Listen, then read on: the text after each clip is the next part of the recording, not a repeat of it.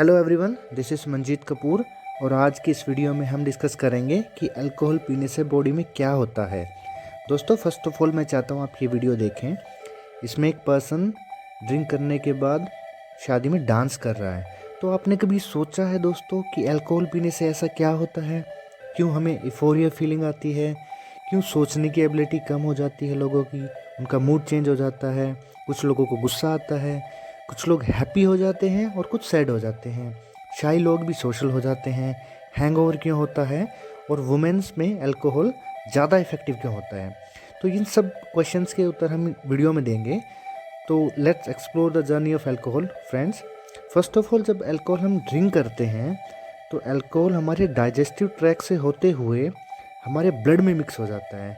हमारी full body में दोस्तों ब्लड वेसिकल्स होती हैं, जैसे कि पाइप्स होती हैं जो अपने ब्लड को पूरी बॉडी में सर्कुलेट करती हैं। हार्ट उनको पंप करता है और वो पूरी बॉडी में सर्कुलेट होती हैं। तो अल्कोहल ब्लड में मिक्स होके पूरी बॉडी में ट्रांसप्लांट हो जाता है। जो अपने वाइटल ऑर्गन्स हैं जैसे लीवर है, ब्रेन है, हार्ट है, वहाँ सब तक अपना अल्कोहल वाला ब्लड पहुँच जाता है।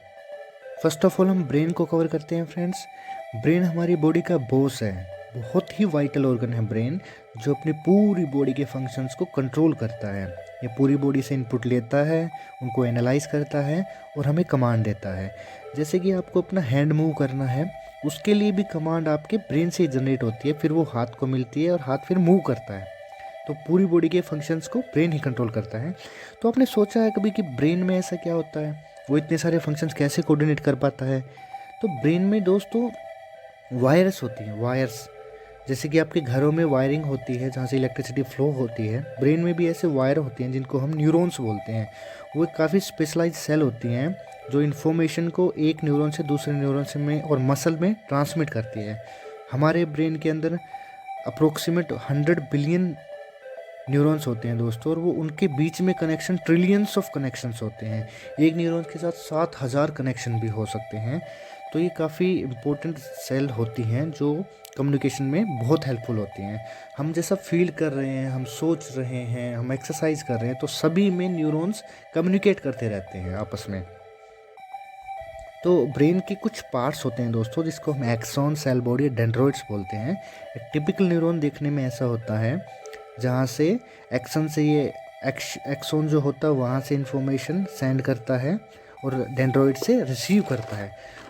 दो न्यूरॉन कम्युनिकेट करने के लिए दोस्तों केमिकल मैसेंजर का यूज़ करते हैं जिसको हम न्यूरोट्रांसमीटर बोलते हैं। एक न्यूरॉन्स में इंफॉर्मेशन आती है, वो दूसरे को ट्रांसमिट करने के लिए कुछ न्यूरोट्रांसमीटर रिलीज करता है, और जो रिसीविंग न्यूरॉन है वो उसको रिसेप्टर के द्वारा उनको रिसीव करता है और इन्फॉर्मेशन ट्रांसमिट हो जाती है। तो ऐसे एक चैन बनती है कम्युनिकेशन की दोस्तों। तो जो उनके बीच में गैप होता है वहाँ ही न्यूरोट्रांसमीटर रिलीज होते हैं और दूसरा रिसेप्टर उनको कैच करने के बाद सिग्नल को आगे भेज देता है। तो एक नॉर्मल कंडीशन में, एक हेल्दी कंडीशन में इनका लेवल बिल्कुल नॉर्मल रहता है और ये न्यूरोट्रांसमीटर की वजह से कम्युनिकेशन हो पाता है। तो अगर ये इम्बैलेंस हो जाए या कम ज़्यादा हो जाए तो कम्युनिकेशन नहीं हो पाएगा। तो अल्कोहल ऐसा ही करती है दोस्तों। अल्कोहल पे वैसे तो न्यूरोट्रांसमीटर काफ़ी टाइप के होते हैं, बट यहाँ 3 न्यूरोट्रांसमीटर मेन हैं जो अल्कोहल से इफेक्ट होते हैं। फर्स्ट ऑफ ऑल तो है दोस्तों गाबा, जिसको GABA। तो गाबा हमारी मसल मूवमेंट को कंट्रोल करता है। जितनी भी बॉडी में मसल मूवमेंट होती है, हाथ पैरों का मूव करना, चलना फिरना, सब गाबा के द्वारा कंट्रोल होता है। तो अल्कोहल क्या करता है दोस्तों? अल्कोहल ब्लॉक कर देता है, गाबा के जो न्यूरोट्रांसमीटर हैं उनको ब्लॉक कर देता है, जिससे कि कम्युनिकेशन हैम्पर हो जाता है और हम स्लो हो जाते हैं। आपने देखा है कि अल्कोहल पीने के बाद लोग अपनी मूवमेंट पे कंट्रोल नहीं कर पाते, अपनी बॉडी पे कंट्रोल नहीं कर पाते, वो इधर उधर गिरते हैं, तो वो गाबा के कारण ही होता है। सेकंड आता है दोस्तों डोपामाइन। डोपामाइन जो हार्मोन होता है, जो न्यूरोट्रांसमीटर होता है, वो प्लेजर फीलिंग के लिए होता है। इस जैसे कि हम खाना खाते हैं, हमें अच्छा लगता है, इसलिए हम उस बिहेवियर को रिपीट करते हैं, तो उससे डोपामाइन रिलीज होता है जो हमें प्लेजर फीलिंग देता है, इसलिए हम उस बिहेवियर को दोबारा रिपीट भी करते हैं। तो अल्कोहल क्या करता है? डोपामाइन के लेवल को बढ़ा देता है, इसलिए हमें काफ़ी अच्छा लगता है और बार बार हमें अल्कोहल पीने के लिए एडिक्शन सा फील करते हैं, उसके लिए अराउजल फील करते हैं, इसलिए काफ़ी लोग अल्कोहल के एडिक्शन भी हो जाते हैं। थर्ड न्यूरोट्रांसमीटर होता है दोस्तों एंडोफ्रिन्स, जो कि जैसे बॉडी में आपके कोई पेन होता है, कोई चोट लगती है, तो बॉडी ऑटोमेटिकली न्यूरोट्रांसमीटर इसको रिलीज़ करती है। ये एक हार्मोन भी है जिससे कि पेन कम हो जाता है, आपका स्ट्रेस लेवल कम हो जाता है।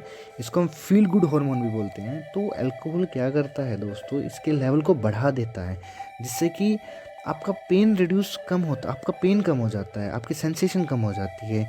इसलिए आपने देखा है कि अल्कोहल पीने के बाद लोगों को आप मतलब उनसे फाइट करते हैं, उनको कोई चोट लगती है तो उनको ज़्यादा फील नहीं होता, ये एंडोर्फिन के ही कारण होता है। अब नेक्स्ट क्वेश्चन की तरफ मूव करते हैं कि वुमेन्स को अल्कोहल ज़्यादा इफेक्ट क्यों करता है।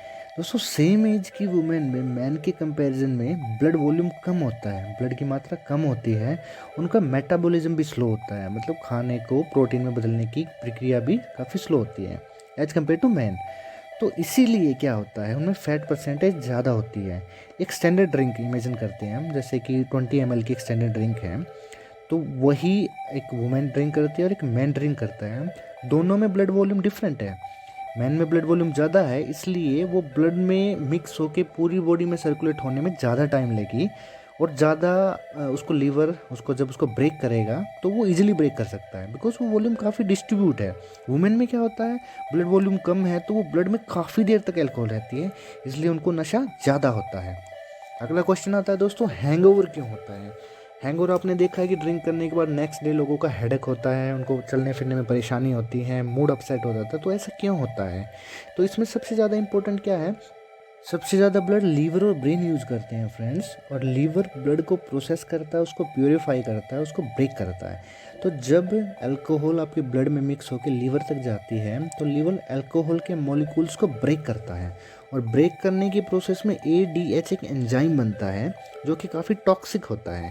तो इसीलिए आपने देखा है कि जब अल्कोहल उसको ब्रेक करता है तो ब्लड में अल्कोहल कम होता रहता है, क्योंकि उन्होंने ब्लड लीवर ने अल्कोहल को तोड़ दिया और ब्लड में मिक्स कर दिया, मिक्स तो है ही ऑलरेडी, उसको तोड़ दिया। तो उससे क्या होता है, लेवल अल्कोहल का कम होता है और आपको जो ड्रंकननेस है वो चली जाती है। अभी कुछ लोग जो रेगुलर यूज़ करते हैं वो बोलते हैं कि मेरी कैपेसिटी इतनी है, तो वो कैपेसिटी कैसे बनती है, जब आप फर्स्ट टाइम लीवर पे कुछ प्रेशर डालते हो, कुछ नई चीज़ देते हैं, अल्कोहल ही देते हैं सपोज़, तो वो टाइम लेता है उसको प्रोसेस करने में, एंजाइम बनाने में टाइम लेता है। बट रेगुलर यूज़ के बाद क्या होता है दोस्तों, एंजाइम की क्वांटिटी इंक्रीज़ हो जाती है, जिससे लीवर में काफ़ी एंजाइम हो जाते हैं अल्कोहल को ब्रेक करने के लिए, और हमारी बॉडी टॉलरेंस जनरेट कर लेती है। टॉलरेंस का मतलब होता है कि सेम अमाउंट ऑफ अल्कोहल से इफ़ेक्ट सेम नहीं आता, बिकॉज आपने एक ड्रिंक किया, ड्रिंक करने के बाद अल्कोहल को उसको ब्रेक करने में अगर 1 घंटा लगा तो 1 घंटे तक आपको नशा रहेगा। बट अगर आप 1 महीने यूज़ करने के बाद वो हाई स्टैंडर्ड ड्रिंक लेते हैं तो वो उसको हाफ एन आवर में ब्रेक डाउन कर देगा। इसलिए जो रेगुलर यूज़ करते हैं उनके पास फैटी लीवर हो जाता है, क्योंकि एंजाइम की मात्रा बढ़ जाती है और उनकी कैपेसिटी बन जाती है, जिसको हम कैपेसिटी बोल लेते हैं।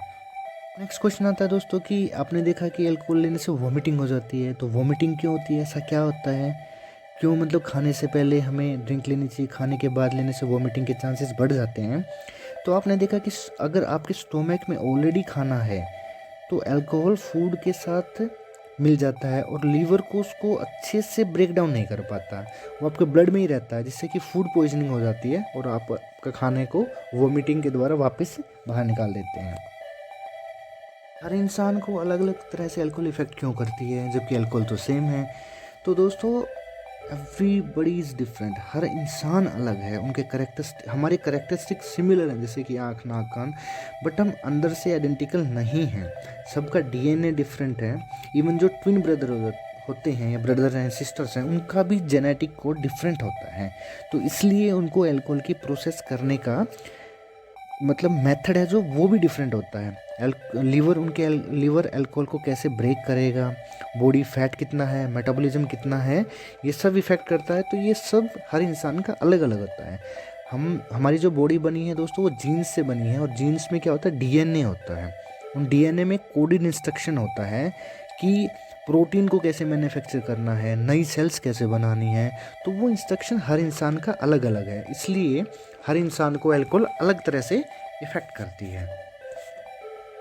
नेक्स्ट क्वेश्चन आता है दोस्तों कि अल्कोहल पीने के बाद आपने देखा काफ़ी लोगों को गुस्सा आता है, वो फाइटिंग मूड में आ जाते हैं। तो ऐसा क्या होता है, छोटी छोटी बातों पे गुस्सा करने लग जाते हैं। कुछ लोग बिल्कुल सैड हो जाते हैं, कुछ इमोशनल्स हो जाते हैं, किसी को अपने पुराने प्यार की याद आने लग जाती है, कुछ लोग बिल्कुल ही हैप्पी हो जाते हैं, पूरा इंजॉय करते हैं। तो ऐसा क्या होता है, कुछ लोग क्राई करने लग जाते हैं। तो इन सब के पीछे दोस्तों ब्रेन का एक मिड पार्ट होता है जो हमारी बिल्कुल आंखों के पीछे होता है, जिसको हम लिम्बिक सिस्टम बोलते हैं। उस लिम्बिक सिस्टम में आपका हिप्पोकैम्पस, एमिगडाला और ऐसे 3 पार्ट आते हैं। तो वो जो एमिगडाला है, एक जो पार्ट होता है बॉडी का, वो हमारी इमोशंस और मेमोरी को कंट्रोल करता है। तो सभी जो इमोशनल रिस्पॉन्स जनरेट होते हैं वो इस लिम्बिक सिस्टम से होते हैं। हमारा मोटिवेशन भी उनमें इंक्लूड हो जाता है। तो अल्कोहल लेने से क्या होता है दोस्तों, ये जो लिम्बिक सिस्टम है वो हाइपर एक्टिव हो जाता है। इसलिए हम अपनी इमोशंस को कंट्रोल नहीं कर पाते। तो इससे क्या होता है कि कुछ लोग सोशल हो जाते हैं क्योंकि वो इमोशंस को अपने काबू में नहीं रख पाते हैं। कुछ लोग फाइटिंग के मूड में आ जाते हैं। कोई इंजरी होती है तो वो भी उनको नेक्स्ट डे रियलाइज होती है बिकॉज ऑफ जो हमारा गैबा था, गैबा और एंडोफ्रिन जो न्यूरोट्रांसमीटर है उसके द्वारा उनको मतलब इंजरी भी रियलाइज़ नहीं होती। तो ये वीडियो आपको कैसा लगा मुझे ज़रूर बताएं कमेंट बॉक्स में। और आपके कुछ क्वेश्चंस हैं या कोई आपका एक्सपीरियंस है तो वो भी आप शेयर कर सकते हैं। और इस वीडियो को अपने फ्रेंड्स और रिलेटिव के साथ शेयर करें ताकि हमें पता चले कि रियल में क्या होता है। Thank you so much for watching. Thank you everyone.